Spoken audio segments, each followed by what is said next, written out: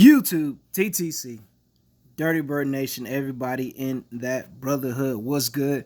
Sergeant AR10 with another video. The last video right here before game time. I think we got kickoff in about 15 minutes. All right, 15 minutes away from showtime. Want to talk about our skill players against this Chicago Bears secondary. Now, looking at their secondary, they do have some playmakers. Eddie Jackson, I think he's the leader of the secondary. He might have led the league in interceptions a couple years ago. They got him at one safety. They got Tayshawn Gibson at another safety. Jalen Johnson and Kyle Fuller at their cornerback positions. Now, they'll be going against our receivers. Sadly, Julio Jones, because of his hamstring injury, will not be available. So we'll be having Ridley out there at one receiver. We'll have Russell Gage at another receiver. We'll also have Alameda Zacchaeus and Christian Blake. All right, those will be our four receivers we'll be having out there on the field, going against these guys. At tight end, Luke Stocker, Hayden Hurst will be holding us down, chipping these defensive ends, helping out in pass coverage, and also going out on routes every now and then. You know what I'm saying? So hopefully these guys have some success. Running backs, of course, the man TG3, Todd Gurley, Brian Hill, and Ito Smith, with Matt Ryan starting at quarterback and Matt Shaw backing up Matt Ryan. So these guys, man, without Julio, they're going to be facing a lot of man-to-man. Now that Julio's not available, that eliminates a deep threat, that eliminates a possession receiver that we don't have. So I'm pretty sure these guys are going to blitz like crazy.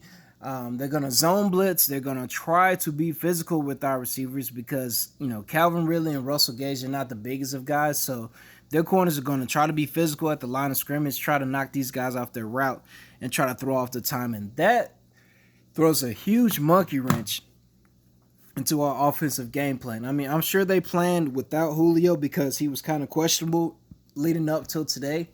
But that's 100 to 200 yards taken off the field easily with Julio not being out there. If they split Todd Gurley or Brian Hill out wide, even Ito Smith, we can put some different looks at this defense and hopefully not necessarily make up for Julio's absence, but get another guy in to provide some more yardage, some more production on the offensive side of the ball because Julio's not there. You know what I'm saying? So hopefully one of these guys step up. I mean, I know Ridley's going to have his targets. He's got 4 touchdowns in 2 games. So the whole defense, the whole secondary is going to be looking at him, So Russell Gage, man, I need you to be big today. I need you to step up big time. We need Russell Gage to step up. We need Zacchaeus to step up. We need Christian Blake to step up. We kept you guys around so you can step up in times like these. Now, I don't know if Treadwell, I know he was on the practice squad, but I don't know if he's on the 53-man roster. So Laquan Treadwell is, possibly an option if he's on a 53-man roster. I haven't got verification on that yet, but hopefully he'll be out there as well. So this is his time to shine. Really, this is your time to shine. You guys have an opportunity with Julio being sidelined to come out, make plays, show the fan base, show the rest of the NFL that we can get it done just in case Julio gets nicked up, and this is your chance. Running the ball, important. We ran the ball over 30 times last week, so I think it's important this week to do the same, stay balanced. Hurst going, down the seam, running deep post routes, running those 10-yard outs and comebacks, man. He can be effective. This is going to free up a lot of targets for, Stocker, for Hurst, for the rest of the receivers, for the running backs.